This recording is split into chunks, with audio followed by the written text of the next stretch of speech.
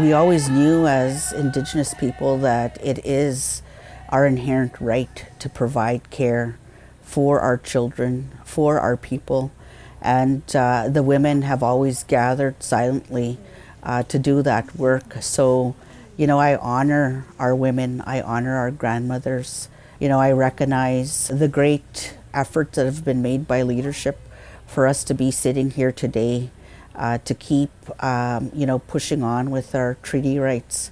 Through the hard work of our past leadership, the people involved, our current directors, our past directors, they had this vision of taking control of their own child welfare. Peguis being the first First Nation in Canada to achieve this coordination agreement is very, very honoring and very important. And right now, this day, that vision has come to fruition. We had our coming into force ceremony on January 21st, 2022.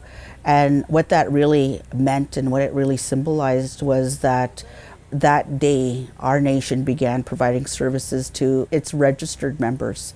And so that is, historic because the devastating effects of colonization and child welfare was used as a tool to further assimilate our people. And all of our people know that the removal of our children from our community, from our families, was the removal of our nations. And so today we gather here on this sacred land to begin our healing journey. Mama we Bimawe, the place that we gather. And we have several women that are here, and we're beginning to pick up our bundles. We're beginning to help one another and reclaim the ways of our people.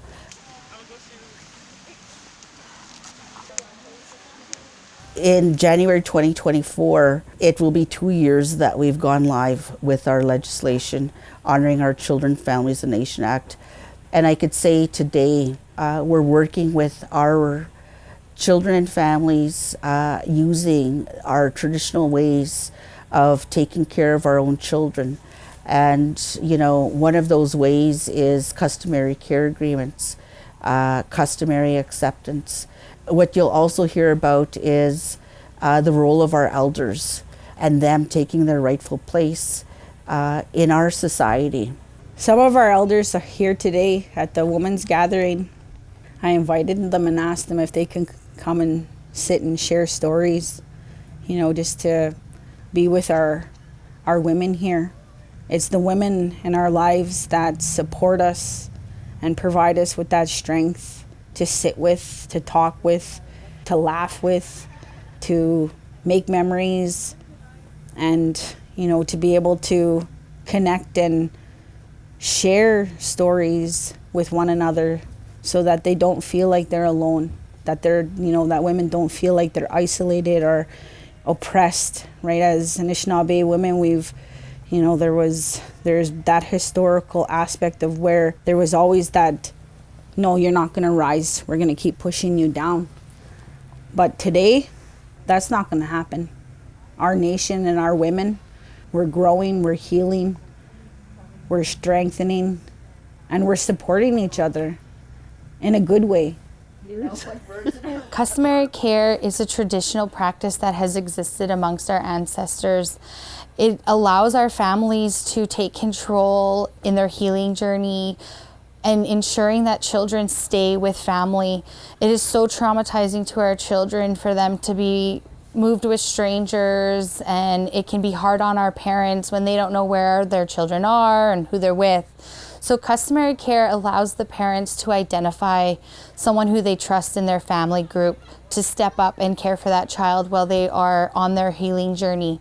And it allows the family to come together and work and build and gather around that child to ensure that that child has the best possible road in life, and putting that power back into the family's hands to ensure that children stay with their kin. By watching that natural progression and seeing how family has come together to be a support to moms and dads. It's beautiful. And you just really see the whole family blossom as a whole rather than just one individual person. And for us and our people, growing and strengthening our family bonds is so important because for so long it's been taken away from us. So we're on that path of strengthening our families and just really putting the power back in the idea of family raising children, because we were never meant to raise children alone. This is my first women's gathering, and I heard about it at the elders gathering, and I just had a feeling to come to this. Something in me said I needed to come to this gathering, and I'm so glad I did. Connecting with other women and hearing some of the other women talking about her experience through life, and it touched me. It's part of our healing, I think. It's talking about our culture that we've lost, and some people aren't ready yet to go on that journey, and I am. I'm so ready. Just learning about our culture to be able to pass on to our children, grandchildren, and just to keep it going. I think it's great to connect and to be able to learn about women ourselves as the life givers and just how we are important to the culture and to the teachings. We were lost for a while. We had none of this, not only our community, surrounding communities, and people from all over come to our community now that we have all of this teachings and the gatherings, and it's a good experience that, that we're helping our people now. And CFS is a blessing to our reserve. To find this way of life, the traditional ways, the healings, the gatherings, is fulfilling me and helping me with my mind, body, and spirit to continue healing and not to give up on yourself. Look at life in that good way and keep that strong faith.